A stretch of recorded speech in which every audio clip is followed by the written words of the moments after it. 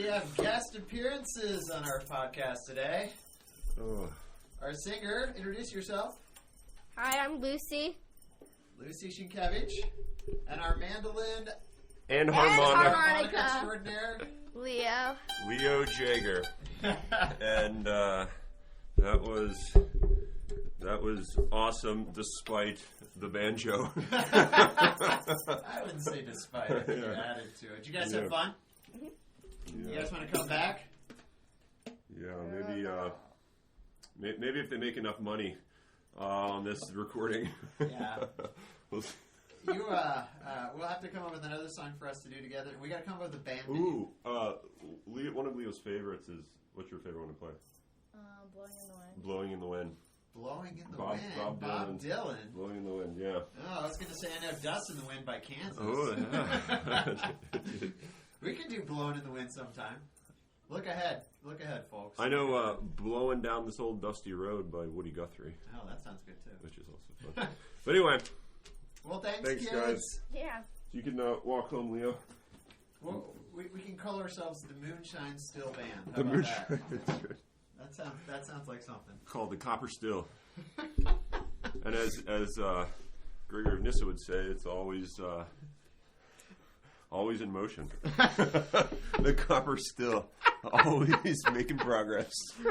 That's right. And why do you think those strangers never came down? Yeah. That's what I tell my every time Khaki asks what vegetable we should have for dinner, and I always say, well, I'm drinking my vegetable tonight. Getting it from a jar, as they said in the song, right? Yeah. All right. Okay. So, Truth today. truth. And this brings our discussion of the three transcendentals in Schindler. At least the three that he talks about. The three that he talks about, right. So part one of the book is on the transcendentals. And he ends with truth. And I really like the presentation he gave of the transcendentals and the ordering. I think it definitely makes sense to me much more so now. And in some ways, there's a lot of overlap. As the truth chapter came to an end, I thought, wow, this is like almost like talking about beauty, but kind of in a different way. And then I thought, but that's the transcendentals. That's because they're all one. Yeah. So that's the transcendental of unity, right? Yeah. So it made good sort of confirmation that it seemed like it was folding back into the conversation with beauty. Yeah. No, I feel like I think his intention was that beauty was going to be sort of the at least in this first section, beauty was going to be the thing that sort of drew everything together. Like the rhythm section. Yeah, like the banjo. Like the banjo. No, but I think it really, that was his intention, and I think that's what's happening. Yeah. And I think there's a reason that's intention, because I think that's what beauty does, right? I think that's the point he's trying to make. Right. And this, I've been sort of falling over myself about this book since the beginning, and it just gets better. I mean, this chapter was amazing.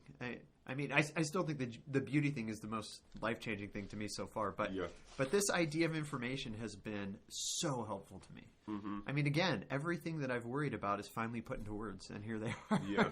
I think of the three chapters, the one on truth was the most familiar to me, I guess you could say. I was like what he was saying here, I wouldn't say I already knew that, but it was the one that, and maybe it was because I read the two chapters before that I kind of saw where he was going in light of stuff that I'd already had been thinking. Right. So, well, it was still pretty shocking to me still. I liked, so he begins... Especially chopped broccoli, but we can get to that. Chopped broccoli, Holy yeah. moly. I knew you would be... Holy moly. As you're planting your garden. Right. I'm sure you were thinking about chopped broccoli. Yeah, I didn't plant any broccoli. Maybe I should have though. Now it's a little too late. Maybe I think you're right. You probably want to do it in the fall. Can you do it? You can late do it summer. in the fall? Yeah, late summer. Okay. Early fall. But not chopped broccoli. But not planting chopped that. broccoli. Yeah, you can't plant that. You can't plant that. It doesn't grow. So, but he begins. I like how all his chapters begin with and end in many ways with very concrete experiences. Mm-hmm. I guess you can say experiences of the transcendental, either at work or not at work in the world Mm-hmm. that we live in, and his discussion of what was the guy's name? Wallace, David Foster Wallace. That was pretty, at least for me, pretty moving. Yeah, me too. The idea of the lonely mindedness and the sort of the desire, it seems like that Wallace had to get out of isolation. I mean, the way he was describing it, and then that it eventually, brought him to suicide, but yet still, wanting to. I mean, I actually think his committing of suicide is a more dreadful sort of pronouncement on his whole point. I mean, if he had an understanding of lonely mindedness and the fact that our whole sort of cultural context has moved to this way, and he was trying to live in a way that was connected, and at least to himself, failed at that to the point that he had to, that he felt he had to kill himself. Yeah, it kind of goes back. I mean, it really pushes us all the way to the end of the chapter, where he talks about the fact that the only way that we can really do anything about this is if we reorder the cultural patterns from the ground up. Yeah. And so he talks about education, distance from technologies, space, architecture, city planning, public-private distinction, cultural expressions of human nature, some sort of liturgical understanding, I think, is what he's talking about. Even in a non-sort of theological context, whatever. I mean, not that anything is non-theological, but but I think that is his answer to sort of what Wallace said was right. Wallace couldn't overcome the problem because of the patterns of the culture. Right, and this is I've been debating for some years now. And this might just be a complete failure, but I've been debating whether or not to an ethics class just to do Charles Taylor's either Secular Age or Sources of Self, and make pretty much the whole class just that book. Do it.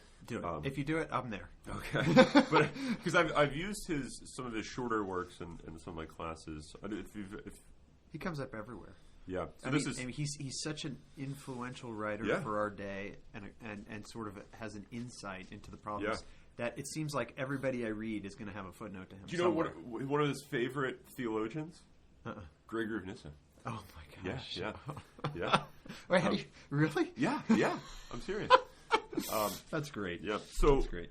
But the one thing that he says at the end of Ethics of Authenticity is that one of the last chapters is called Iron Cage, and he talks about how even in light of this idea of authenticity, as he describes it in the book, which is you have to have a culture, you have to have a background, you have to have others to come to know yourself. I mean, it's basically like he's developing like a Norris Clark view of personal identity, which is relational.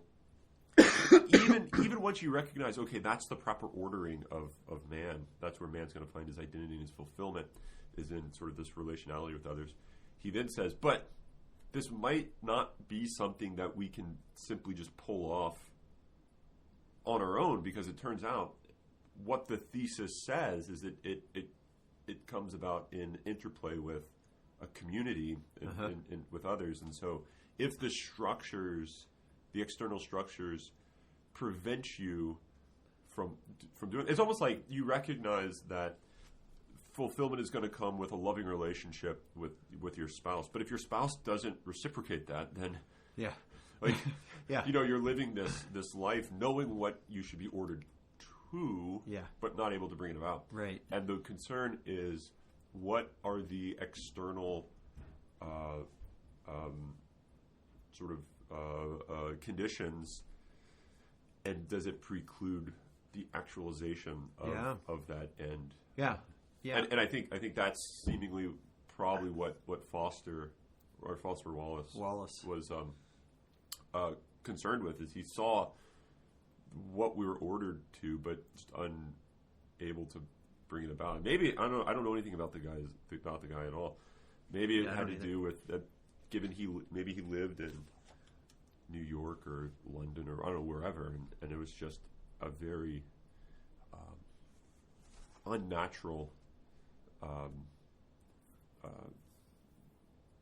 society, culture to live in, and so he saw the troubles, but yet it's inescapable. And then once you see the troubles, but it's inescapable, it makes the pain all the worse. Right. Yeah. I mean, if you, it's like the Truman Show, which everybody needs to watch. Yeah, that's a great movie. It's just a great movie. It's a great philosophical film. But if you don't know that you're in the Truman Show, then it's not that bad. Once you know it, that's the worst part. Right? Yeah. So I got to see that again. I haven't seen that for like 15 years. It's a very platonic thing. Yeah, it's very much the cave, right? Yeah. So, but I like how you start with that, because it's important to just keep in mind. I mean, the most ironic and anti-Christian thing to ever happen is that philosophy has become not pertinent to living a good life. I mean, this is so. It's like Balthazar's theology and sanctity, not sanity. That's a she. The theology and sanctity. Yeah. But philosophy, unfortunately, is now seen as the most anti-practical, and in many ways, it's seen as sort of warring against practical living. Yeah. And I think it's the exact opposite. Yeah. Ratzinger says something along the lines of, we live in a very anti-metaphysical world. Yeah. There's sort of a hatred for the philosophical, and an assumption that anyone who goes down that road is doesn't care about the world and life. Yeah, you could call it a bourgeois metaphysics. In fact, that term goes to Ratzinger too. Yeah, but it's before him too. I mean, it's used by Max Weber and people like that. So. And Leadbelly. Exactly. Yeah. But I really this highlights this first few pages highlights, and really all of these 3 chapters highlight the cost of not heeding to philosophical matters, and which is what he said at the introduction. Yeah, this whole book is a defense of philosophy, and I didn't really quite understand what he fully meant by that. Right. But it's becoming very clear as we read this what he means by this book being a defense of philosophy. I mean, you see, really, in a very real sense, you could end up like Wallace if your mind's not right. Right. And many people do end up like him because they get stuck in themselves, and they get stuck in isolation from anything of value, which is to say they live nihilistic lives. Right. Right. And they don't even recognize it, but it still destroys them. Right. Yeah. And the only hope, I mean, so think about if at a certain point in your life you get so jaded with technological way of living, but yet you've never had any reflections on an alternative way of living, and you're seeking help, and what someone says is, "Oh, what you need to do to get out of this slump, man, is you need to take medication X or Y or do this or that," which is usually actually the answer. Yeah, and then you say, but that's just another technological answer. That's the source of why I'm so distraught in my life right now. Yeah, you can't answer the technological problem with the technological answer. Yeah, and so I mean, you really find yourself. I mean, it's very possible to find yourself drowning when you're in your mid to late 30s, 40s if you just don't have any ability to think about what does it mean to be in the world rather than just in your own world, because at a certain point you're going to get tired of your own world. Yeah, because ultimately it's created from nothing if it is just your own world. Yeah, and if this is what he was saying, I believe in chapter 1 or no, it was in the beauty chapter. You set the limits on what is meaningful, and it turns out the thing about limits is you run up against them and then they cease to be of any deep intrinsic value. Yep. And so if you... Well, of course you're going to run up against them because you're a mystery. Man is a mystery. Yeah, right? yeah. That is moving eternally. Yeah. So if you think meaning is in a limit, then it turns out that you're just doomed to be unsatisfied. Yeah, and ultimately when you set the limit, you're going to recognize when you hit it that it's arbitrary, constructed, and meaningless. Yeah. Yeah. Yeah, yeah. So it's a very... one of the things I got from this chapter, bringing to a conclusion the Transcendentals, is just how I don't know if you want to say ethical, how important this is to living a good life. Yeah. Right? Yeah. I thought it was... Some of the most practical stuff I've ever read. I think the so. last 4 or 5 years or so. I was haunted by, first of all, the fact that Wallace killed himself, but also by the fact that was it him who said it in his speech? Yeah. That people who kill themselves normally shoot themselves in the head. Yeah, this is bottom of 65. Okay, I was looking for it. Wallace spoke movingly about the tendency to fall into a habit of detachment, to switch into autopilot mode in our living. At one of the climaxes of the speech, Wallace remarks on our propensity to get stuck inside of ourselves and says that the old cliche about the mind being an excellent servant but a terrible master, though it may seem like many cliches, so lame and unexciting on the surface, actually expresses a great and terrible truth. And he goes on to observe that adults who commit suicide with firearms almost always shoot themselves in the head. And that is right out of Dostoevsky's Dream of the Ridiculous Man. Oh, yeah. That's true. Right out, like almost word for word. He says, because I don't know if you've ever read that short story. It's a short story, so it's short. You should read it. Yeah.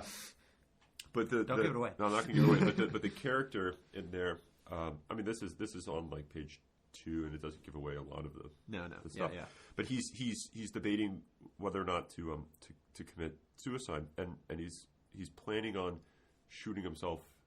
Before daybreak. Yeah, before daybreak, and he was debating whether or not to shoot himself in the head or in the heart. No, he wasn't debating. He was planning. He was planning to shoot himself in the head. Yeah, and then he had a dream that he shot himself in the heart. Yeah, that's right. That's right. Yeah. So this play on where is the source of what's personal identity, meaning. Yeah.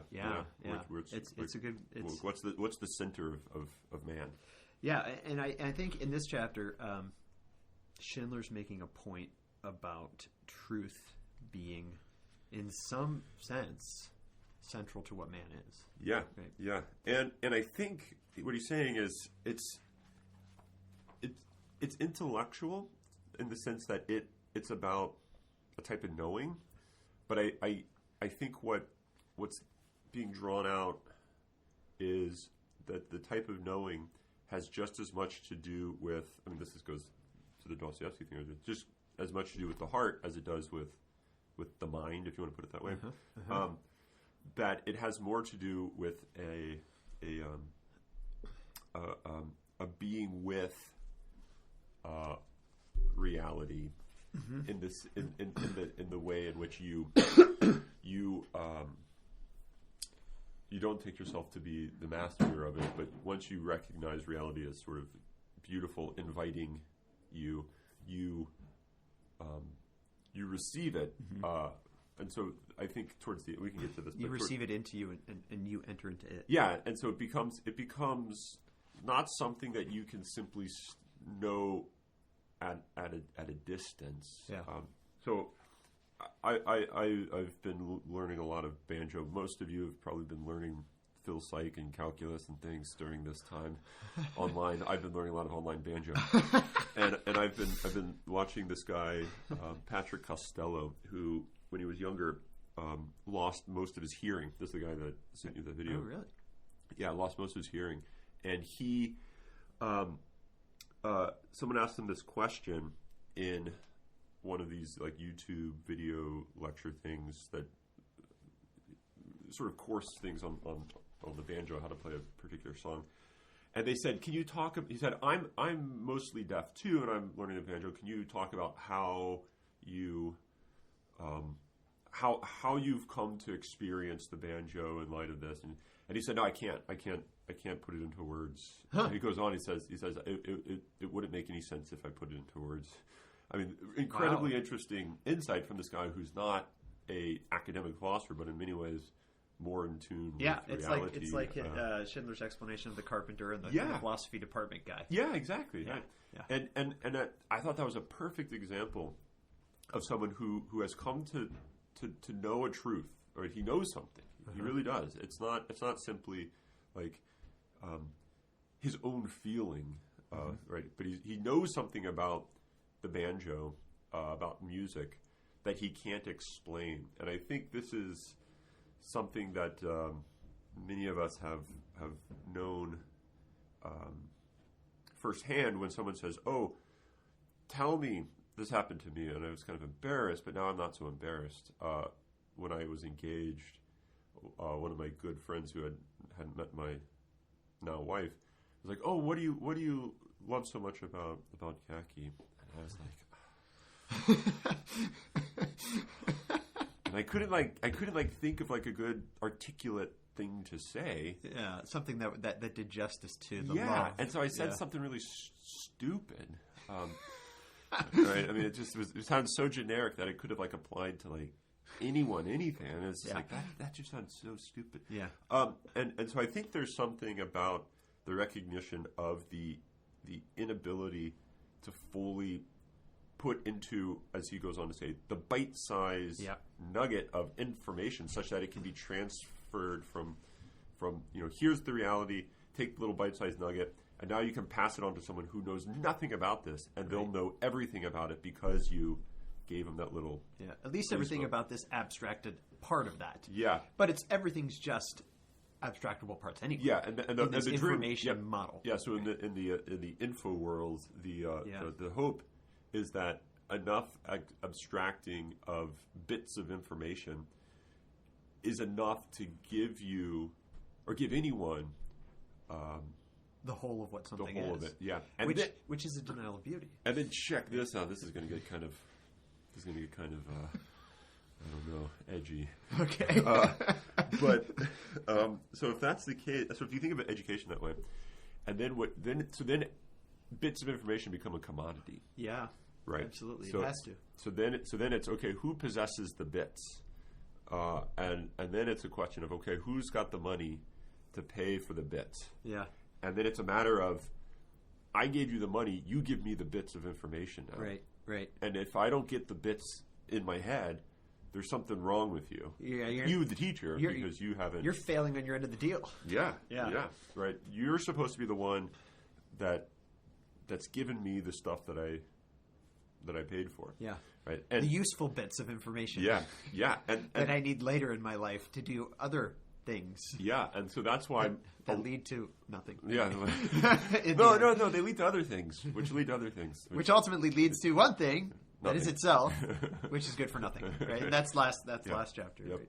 Yeah. And so I think, I mean, this is here you go. It's this view of truth generates a complete model of education. Yeah. Which makes education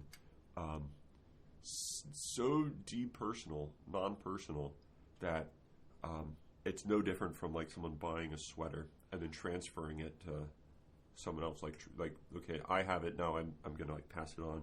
Yeah. And we then expect that there's some sort of right that I have to be able to take this sweater because you said I can have it. Likewise, no different from I have some sort of right to the truth because I paid this money to get it. Right. And it's just, I think that de facto is going to make you not understand. Right. Because it's just a completely different I mean, what you see is that model of education is a model of education which is antithetical to truth. Right. I mean, if you walk into Farrell Academic Center with this paradigm of information, then you're going to walk out only with information. Yeah. If that. Yeah, and that's not at the best. Schindler says at the best, it's going to be. How does he put it? It's. He puts it at the end. He's not completely hateful of information, but he says it somewhere. It's useful in particular circumstances when knowledge is not possible. But I think it only becomes useful when it's already embedded in a broader context of what knowledge, true knowledge, true truth, if you want to put it that way, is. But the big dreadful thing that he talks about is at the very end when he just basically says that Balthazar quote was killer. When he says that if something is not ultimately known in the true way, it doesn't be. Yeah. Right. And that's the dreadful thing, right? Mm-hmm. Is that things don't be at all, including oneself, which is why probably suicide is seen as, in a sense, inconsequential because you don't exist anyway. Yeah. Yeah. Which is really, I think, dreadful. But I also, here's another thing that's dreadful. I mean, we refer to today as the information age, right? Yeah. And I kept thinking about that as I was reading this, and I was like, we identify ourselves in this paradigm of understanding reality in a bit way, rather than in a beautiful way, right? I mean, ultimately, the information paradigm, exclusively information, is a denial of beauty. It seems like it's the point that he's making. Yeah, and I think it's because it takes the appearing of reality to be completely the end itself, right? So that it's not actually then an appearing; it's just what is really known. So if you think what matters is just stuff that I can write down on a piece of paper, right? You know, it X happened, then Y happened. This, then this, then this, then this, then this, then this. And if you think the stuff that I can put on a piece of paper and give to someone so that that person can know all the stuff that happened, that's to not take those observable events as communicating something more than themselves. Which is the denial of beauty. Which is then to say that you don't actually see those events as beautiful, and meaning you don't actually see them as appearances. You see them as just ends in themselves, right? Which means that they're not even appearances, yeah. which is what you're actually looking at. Yeah, but you can't see it. Yeah, right. So and therefore you definitely can't see the reality. And then you just get locked into yourself. Then, yeah, right. Because ultimately it becomes, and this is. I mean, you're talking about putting things down on a piece of paper, but it's more abstracted than that because what you have to do is you have to be able to convert it into ones and zeros on a computer, right? Yeah. Only that which is convertible to ones and zeros actually exists. Yeah. And then what does it mean to exist, right? I mean, because things can be erased and things can, you start wondering what that actually means, right? Yeah. Despite the fact that you're taking things apart and trying to sort of say that the whole is not greater than the parts, which Schindler keeps making the point in here, which I think is really important. Yeah. So I wrote here's 77. I'll just read a lot of this because I think this is a really important point when it's coming to. So what you come in knowledge, what you come to know, I think he says in a couple of different places, is the form. Right. Right. You come to know the form. And so one of the questions is, what is the form? What is form?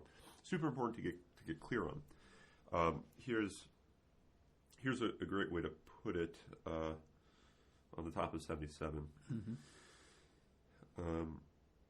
And I think to really understand it, before I read it, to really understand what this is saying, you have to reflect sort of on your own experiences of where you've sort of seen what he's trying to say, and it's only by understanding your own experiences of reality that you can make sense of what he's really trying to do. So it would be a somewhat paradoxical thing to say. You can't really describe all this, and here, let me tell you about it.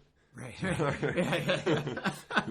So, but I don't think that's what's going on. I think he's giving you kind of an inarticulate description, right, so that you can better understand your own experience of form, so that it becomes for you a true experience of form. Right. So you don't understand form by reading this, but by reflecting on your own engagement with reality. Which is, I think, what is meant by contemplation. Yeah. Okay. So top of 77. This notion of the presence of the whole as such leads to the other aspect of the description of form. It is, we said, an ontological principle, which means form constitutes the very being of things. To grasp the significance of this point requires a radical conversion from the postmodern condition of the lonely mind. According to classical philosophy, form is not just an object of thought in the sense of being an idea that is in our heads, or a mental concept or category that we apply to one thing or another. Instead, form is an internal principle that belongs to the reality of things, or better, just is that reality in a certain respect. This is what is entailed in the notion of truth as a transcendental. A thing's form is what makes it be the thing that it is. It is the internal essence, the real being of the thing. According to Aristotle, the form of the living thing is its soul, which a little later, which means that what the soul is to a living being, form is to everything that exists. Form, in a word, is the intimate reality of a thing. Okay, and so then this idea of the presence of the whole is sort of brought about by form. That's in some ways the whole is the form in some real way. And I was thinking, okay, what how's this type of stuff we talked about earlier this semester? And I think the analogy, the example used, I think it was in Plotinus, with the letters and the word, I think is a perfect example. And Hodot actually uses this as an example of the relationship between body and soul. So I think it's apt through and through here. Right? So the word is basically the basically form. It's form. So what you see on the board or on a piece of paper are a bunch of shapes. And if you thought the meaning here is had by taking these shapes and putting these shapes over here. And if all you saw were shapes, then you wouldn't see a word, right? So if information is about the transferability of shapes, then words are going to have to fall out of the picture. So there's a reality that in some ways is not transferable, even though the shapes can be transferable. You have to already see or understand or know the whole. When all those shapes come together, you see, this isn't just a bunch of squiggles on a page. It's rather a single unit of meaning. It's a single thing. It's a word, and words have this interesting power that blotches of ink don't have. And I think only when you see that do you actually understand what's there. And it seems like that's what he's saying form is. Form is having a knowledge of that type of reality, the reality which sees things as a whole, and therefore there's something non-transferable about form, and I mean, transferable in this mechanical material mode sort of transfer, abstract taking apart and then putting back together, or maybe not putting back together. Yeah. So it's almost as if you could say, we can take anything and anyone and teach them to read by throwing these shapes in front of them. And you put the shapes in front of them. And they're only going to be able to read if they're capable of seeing something more than the shapes, which is to say they have to move beyond the quote information that's there. Yeah. Right. To the form or to the truth. Is there something about this thought just came to me? Is there something, the way you're explaining this is making me wonder if in order to encounter the form, there has to be, given our materiality, our bodiliness, there has to be some sort of presence, that you have to have a presence before the form. And instead of, like, it seems like the informational would be the, I mean, I imagine, watching a documentary on the Grand Canyon versus being in the Grand Canyon. Like, there's something that's not transferable. Right. And so if you don't have the presence, you can't really encounter the form in that way. Right. Because of the bodily nature of material or of creation. Right? And because we are a bodily form encountering thing. Yeah. Right? Yeah. And therefore, it seems to me that there's something very serious about bodily presence with form. But yeah, no, I think that's. I mean, I think that's definitely true. To take man as capable of coming to know in a way that skirts or even like subverts his animality would be contrary to his nature. I mean, it would be like saying man should know in a way which is not natural for him. Right. And so I think in virtue of being, and this a little bit goes back to Aristotle, in virtue of being sensory beings, in virtue of having sensations, that's going to be the foundation of knowledge. And so if you think that to know has nothing to do with that, then you're thinking about man as a non-man. Right. Yeah, you're thinking of him in an angelic way or something. Yeah. Right? Or even not even that. And it seems that's the maybe a machine way. So it's sort of it's an interesting way to put it, that the modern understanding of knowledge or truth as information is actually too spiritual. It's not materialistic enough. Yeah, and therefore it's not human. Yeah, right. Because, but it would match sort of a Cartesian dualistic understanding of a human person, where you're just a spirit trapped in a body anyway. Yeah, you're not really. Yeah, so it would say no. This is the real manly way to do things. Information. Yeah. But if you take seriously the fact that we're material, and that's just what I am, then you have to take seriously materiality. Yeah. Yeah. Oh, yeah. That's good. And of course, he gets, right after that section, he says, so the only way to actually be intimately related with the form is to go beyond the external and recordable information. And he brings up beauty here. You have to have an encounter with the other thing. You have, and when you encounter the other thing, this last sentence in that paragraph we're reading, to know is thus to enter into the inmost being of a thing and to allow that being to enter into our inmost being. Yeah. Right? And it goes back to what he was talking about before with, I think it was goodness, when he was talking about marriage, right? And he was saying marriage is merely the archetype of everything, that when you encounter another thing, you enter it and it enters you.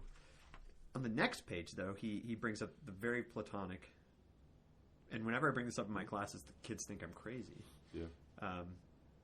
This is where he talks about penetrating into the interior reality of a thing with one's mind. Aristotle's observation that the human soul is, in a certain sense, all thing, pos panta. Yeah. There's my Greek for the day. Yeah. No. Which Aquinas eventually translates as quadamodo omnia, was taken over as obvious by the whole Western tradition. Until now, I think. Right. What Aristotle meant by this phrase is that we become, in a certain respect, but nevertheless, in truth, the things that we know. Right? This idea that the knower becomes the known. When I mention that in my classes, and it's sort of a bedrock of my spiritual theology class. The kids look at me like I'm crazy. They have no idea what I'm talking about. How do you become? What do you mean you become the known? It's because they have a bourgeois metaphysics, right? And I'm not saying that they're all evil or they're all stupid. Right. I'm saying that of course you have a bourgeois metaphysics. You grew up in this, right? Yeah. So there's no way that You you're went to going school, didn't you?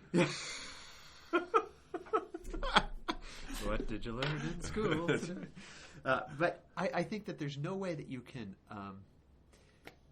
that assumption can be made anymore without like real work, Right. And the real work has to come about with again philosophy, right? You have to start looking at the world in a different way, where you say for real, in truth, as he put it. Ontologically, there is an interpenetration between me and whatever it is that I'm encountering. And if you deny that, then you're automatically going to move into sort of an atomism, which is going to become a bourgeois metaphysics, which is ultimately, and now I see the heart of it all. Right, atomism is only bad. I mean, not only bad, but I mean, I think the heart of it, why it's bad, is it is a denial of beauty. It goes back to that. Right. And this is why he calls it the erotic encounter, right? And this wonderful quote from Plato, that you enter into, you couple with what reality is, having begotten intelligence, and only then do you cease from your labor pains. Like, this is all marriage imagery, right? Because marriage is the archetype of everything. And so I think this is setting up what's going to come in the next chapter on beauty and love. So if you, I can't wait. We saw this. So we saw this in Clark, I think. So love brings about a type of union, and as he says, and not a metaphor, an ontological reality. Yeah, exactly.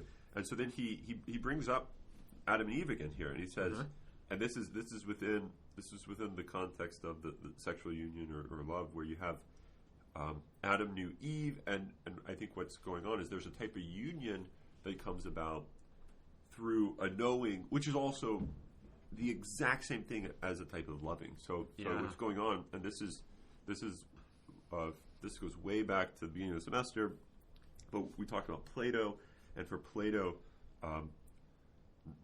knowledge is love of an object, right? So you only know something by pursuing it in love. So you can't ever know something in a disinterested way. It's just not knowledge, right? And I think what you have here is, if love does bring about a union with the object loved, then knowledge has to do the same thing, because knowledge is. The only reason I think it's unintelligent or confusing to people is they think knowledge is by definition not a type of love. It has to be disinterested, right? Knowledge has to be something that you don't commit yourself to, right? You don't commit yourself to the object of knowledge, and the object of knowledge doesn't commit itself to you. You only like it. You only like it. You don't love it. You like it.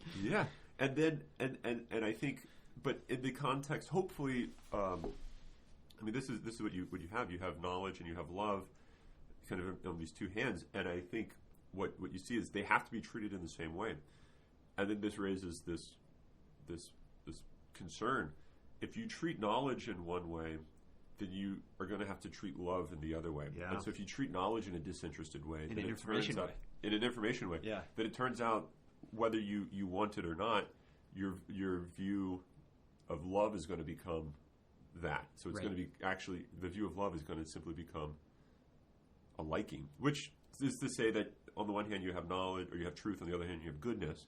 If you treat truth in one way, you're going to have to treat goodness in that same way, because they're transcendentals. They're ultimately the same, understood from different the same vantage. The same one understood from different like perspectives. The relation, if you will, of you to it and it to you. Actually, this is exactly what Schindler's dad says in the article that I just read for my seminar. All right. He says that if you have this false understanding of of the world, then you're automatically going to understand love in that way too. And he actually uses the language, and you could see it here too, of control. Yeah. Right? If really information is about control, and he gets into this a bit when he talks about Michael Pollan's book, which I highly recommend, Omnivore's Dilemma. Pollan also has a 4-part series on. Have you read it? I've read chapters of it. My wife's read it like twice, I think. But he also has for those who don't like reading, he also has a 4-part video series on. For those that prefer information, I think it's.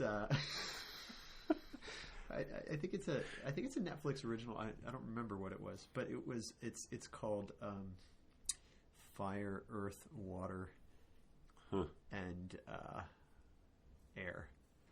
Nissa would like that. So would T.S. Eliot. But it's all about food and sort of our understanding of food. So all the stuff that he kind of gets into with food and packaging and processing. Yeah, let's get to chopped broccoli. Chopped broccoli. Yeah, let's talk about chopped broccoli. But I would recommend reading or watching his show. It's called Cooked. That's what it's called. The 4-part series is called Cooked, and there's one on each of the 4 elements. Okay. And it is fascinating. And the one on, I think it's Earth. I think it's the one where they look through the cheeses. They go to a Benedictine monastery, and they go to the old ways that they used to make cheese. It's really cool. It's really cool. So anyway, but the food stuff is. I've been thinking about this stuff for a long time, and it has something to do with the fact that we garden and have chickens, right? Yeah. It's because this point that he makes on page 70. This is right after the chopped broccoli. But on page 70, he says, the further from the roots, the less of a connection with what a thing really is. Mm-hmm. Like that's a principle, right? And so he says, if you see the world in an information way, processed, packaged, and served up in a manner that attends principally to convenience, then what's going to happen is you're going to erode your own understanding of reality, right? That's the thing, right? The food concerns, he says on page 70, a very basic part of our lives, but only one such part. Knowledge is involved in every single aspect. Arguably, our concept of knowledge as information lies at the root of our treating food as we do. And of course, I think they go vice versa, right? Yeah. The more you treat food the way you treat it, the more you treat knowledge the way you treat it. The more you treat knowledge, I mean, it feeds off of itself, right? Yeah. Not to make a pun. Yeah. No, go ahead, make it. I already did. Yeah, okay. One of the things that I think is so theory and practice kind of will dance with each other. I don't know a good way to put it. Yeah. But I mean, this happens in the sciences that a particular practice will have effects on the quote unquote theory, and the theory will have effects on and so you kind of get this. And the same thing happens with your views about your quote unquote abstract theological views about God. Right. Are going to affect the way you pray. Right. The way you pray are going to affect the way you quote unquote think about God. Right. Such that if you're deeply you recognize the collaboration. I don't know the best way to put it. The dance between the contemplation and the praxis. You'll see that they're actually a single reality, and so the Christian life is not. Oh, here you're being a theoretical Christian, and now you're being a practical Christian, or a theoretical science, and now a practical scientist. You recognize that it's really one practice. Yeah, you can't separate them. One theory, one practice, one life. In fact, to think you can separate them is the information paradigm. Yeah, right? Yeah. That's the information paradigm, is that you can extract these things from each other. But the funny thing is, those that are experts in science or in theology realize you can't separate this. Don't be a fool. Like this is. I'm just thinking about how many times we said that and thought, maybe we shouldn't say this out loud. Because people might get mad. No. But we're saying it out loud. Not enough people are listening.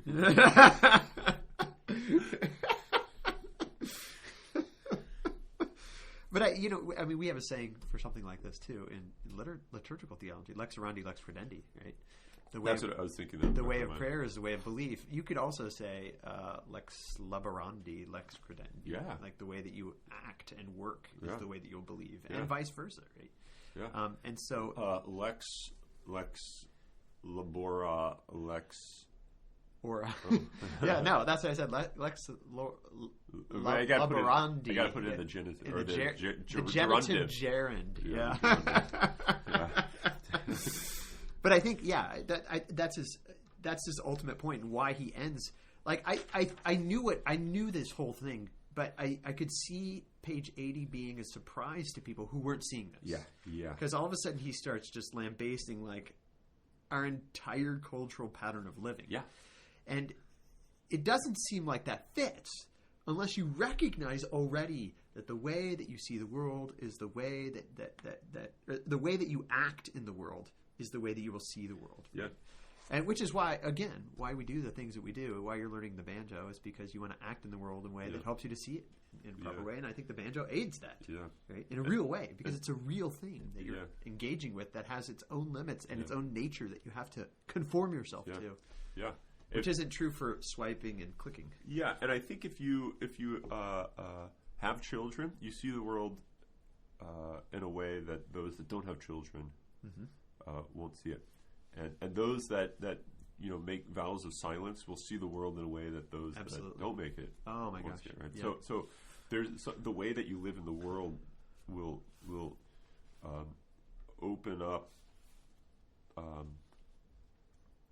The open you up to truth in a way, and it's only by seeing a beauty to reality that you'll even want to open yourself up and to receive the truth in these different ways. And what's beautiful about this, and I think Clark says this, Schmitz definitely says this, although we didn't read Schmitz for this class, that the truth is so vast that it can't be contained, right? So it can't be all understood. Its truth is too expansive. I don't know if you want to put it that way, but and so there's going to be truths that you just aren't going to know by virtue of the fact that to know some truths you have to limit yourself. So to know how to play and we maybe have said this earlier.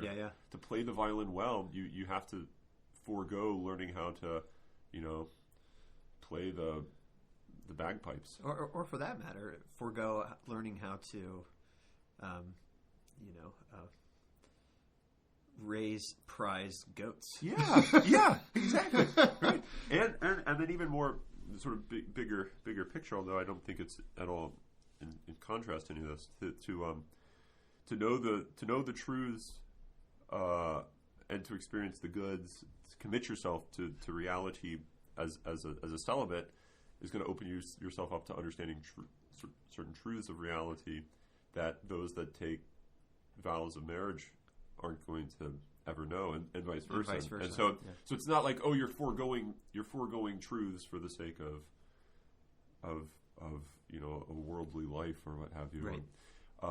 But the beauty is that it's really there's only one truth because there's only one reality. Right. And so what's being experienced by the hermit and what's being experienced by the married person with like 12 kids is really the same truth, right? If understood correctly, properly. I don't know. Yeah. But the key is that you, and this is what his point was in the chapter before, is that you commit yourself to open yourself up to all of reality in the midst of this one limited way. Yeah. I mean, that's what marriage is, right? Yeah. You say, I commit myself to the glory of reality in you. Yeah, which is a huge thing to say. And it comes with a cost, because by doing that you're making you're closing doors, if you want to put it that way. You're closing doors, and so you are cutting yourself off from certain alternative ways of knowing truth. and I mean, you are. I'm laughing because Dr. Blosser once put it to me this way. When I chose Danielle, I said no to all the other women who would want me in the world. Yeah. It turned out to be an empty list, but... Hey, there might be some listening right now that wish he was still single. Yeah. Sorry. He's taken. He already said no. But I think, unfortunately... But it's really not saying no to reality. That's the thing. When you say yes to a part of it, or to maybe part's a bad word because it sounds information-esque. When you say yes to a thing, to a form which contains the whole, you say yes to all. Yeah. But only when you say yes exclusively to that one. Yeah, and that's because that's what makes that the case is that the truth and the good and the beauty are all, and this is I believe what's going to come in the next part. Okay. Are all being, right? And so any quote unquote part of being or any one being is capable of communicating truth, goodness, beauty, and in a way that it opens you up to the fullness of it, which is ultimately at the end of the book, it's going to be God. Right. And so I think, and this goes back to this point, this one where the students stare at me like I'm nuts. The knower becomes the known. So you say yes to your spouse, and you enter into that spouse in a way that you know them very, very, very deeply. Then what you're doing is you're becoming them. And yet within them, they contain everything. That's what beauty is. Yeah. Right? Yeah. Beauty is the fact that every creature contains reality within itself. And then when you tie that up with the Augustine quote that God's more interior to me than I am to myself, then in choosing this one, you're actually and uniting yourself to this one and knowing this one, you're thereby knowing God, choosing God, uniting yourself to God, and using that same quote, knowing yourself. Yeah. And becoming yourself. Yeah. Right. Yeah. And that gets into the Clark stuff that you have to go out to the other to find yourself. Right. And Schindler would be all over that. I mean, he I think he'd be completely fine with that too. Yeah. But killer stuff. This is great. Killer stuff. I don't know. Great. We're getting close to time here, so we might want to hit one last thing. Yeah. Do you have anything that's? Oh man, there's so much. I mean, this 74, this Floridi guy about how he just takes us to be bundles of information. Oh yeah. Like exclusively to the point that we could upload ourselves and incarnate ourselves into any number of new bodies, and indeed in more than just bodies, which is to deny that we ever in fact are incarnate in the proper sense. Yeah. I think that's fascinating. But even more fascinating was right above that, which this is something I've been worrying about for years, and he put it into beautiful words. I mean, beautifully horrible words. Yeah. Starting at 73, right? He says, the distinction between image and reality, that which the image is an image of, is being increasingly blurred. Oh, I mean, this is the way he put this. I was like, this is one of our big problems. We need only think the confusions that are being generated more and more by social media regarding personal identity. Identity theft is becoming not just an occasional event, but a way of describing the nature of one's participation in social media to court. There is confusion not just with respect to the personal identity of those with whom we interact. So you go to somebody's Facebook page and you think you know them, and then you meet them and you're like, they're nothing like that person that was on the Facebook page. But worse than this. But even with respect to our own sense of who we ourselves are. I think that the deeper we enter into sort of the social media world, the more confused we are going to become between the reality of what I am and the image of what I present of myself. Yeah. So it's not just that I'm deceiving the world about me, which I think by the very medium is almost inevitable. Yeah. But that I'm deceiving myself of who I am. Yeah. And that's because you don't have to go to another to find yourself. You actually project out onto an empty void, an empty space. Yeah. Call it MySpace. It actually used to be like a. Yeah, you're dating yourself. It was like pre-Facebook. Yeah. I was never. Wasn't it? Yeah, I think so. Pre-Facebook. I was never on it, but it was something kind of like a Facebook. It was like the thing. Facebook before Facebook. Yeah. Yeah. But it was just. It really was just an empty web page. Yeah. And so it was nowhere near as like interface friendly as Facebook. So it was more difficult to do this. Right. But it was called MySpace. Yeah, which is very interesting now that you say that. And so you project yourself out into this empty space, so that you can then find yourself there and say, that's what I am. That's what I like. Yeah. That's what I do. Yeah. Those are my characteristics. Yeah, you look at yourself and you say, what's worthy of posting about me? Yeah. Oh, I'm a great, medium rare steak eater. I love King Charles Spaniels. Yeah. Yeah. Yeah.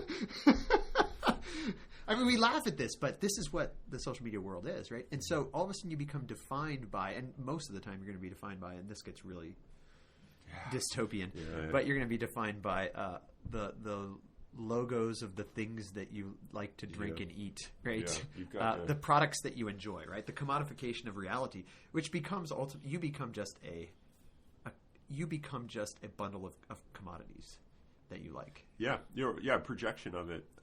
And really, it doesn't matter. I mean, you like it when other people see your projection of your commodified self, but it kind of doesn't matter if they see it at all. And that's the dreadful part, right? Because it has nothing to do with others in a real sense. It just has to do with you. Yeah.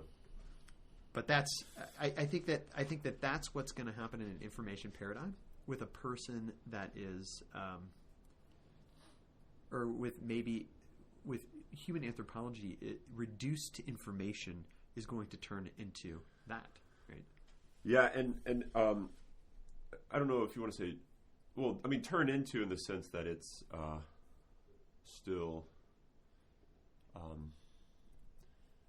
I mean, in some ways, it's already happening. It's just going to continue to go on. Right. So I think I think I was just, when I said turn into, I meant like you are going to turn yourself into an information-ridden Facebook page. Yeah. Right. Which I think bumper stickers are on this whole thing too. And so I mean, I know this is fine because this is truth. This is Truth FM. But if you contemplate, so I was reading this is. I was reading the Fellowship of the Ring to the kids. Yeah. And we're towards the beginning. It's like third chapter or so when Frodo gets the rings talking with Gandalf in Bilbo's house in Bag End, and Gandalf just lays out, oh, by the way, that ring, that's actually like the Dark Lord's, and he's coming to get it, and he knows your name and where you live, and he's like, oh, what do we do? Let's destroy it. And then Gandalf says, go ahead, let's see you try to do it. Let's do it, destroy it. And so he takes out his pocket and he gets ready to throw it in the fire, and he can't do it. Yeah. And he puts it back into his pocket, and he says, even if you could do it, you wouldn't be able to destroy it. But you even already you are not capable of distancing yourself from it. Uh-huh. And I think this is something that people might know firsthand. You might think, oh, I've never had the Ring of Doom. Yeah. But although you can buy like little replicas of it and wear it around your neck. Yeah, you can do that, which is problematic. But think about like something else, which is maybe like akin to the Ring of Doom, which is a social media page or something. Yeah, something that you take to be of great power in your life. Yeah, and it sort of gives authority to your life and sort of.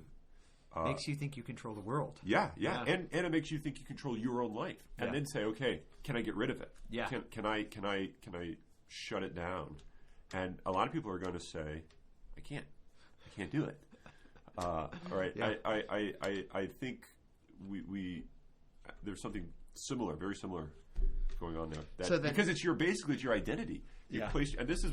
I mean, Gollum put his identity in the ring. Yeah, that's why he couldn't destroy it. That's also why he became completely distorted. And, cut off from the rest of reality. Yeah, and completely misanthropic. Right. Yeah.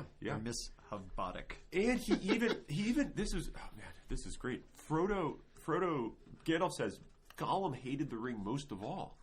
And then Frodo says, but what do you mean? He called it his precious. And he said, yeah, he loved it and he hated it. Yeah. Right? I mean, because he goes on to say, because he loved and he hated himself.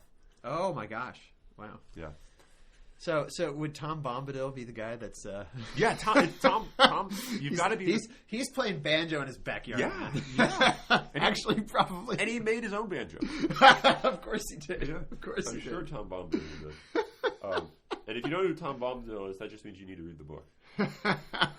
That's right. Don't just watch the movie. Okay, so I don't know how to end this, so we'll just. So here we go. We'll just end it with this. And their band, they might be No, giants. wait a second. I got duped. And now you're even older, and now you're older still. Time is marching on, and time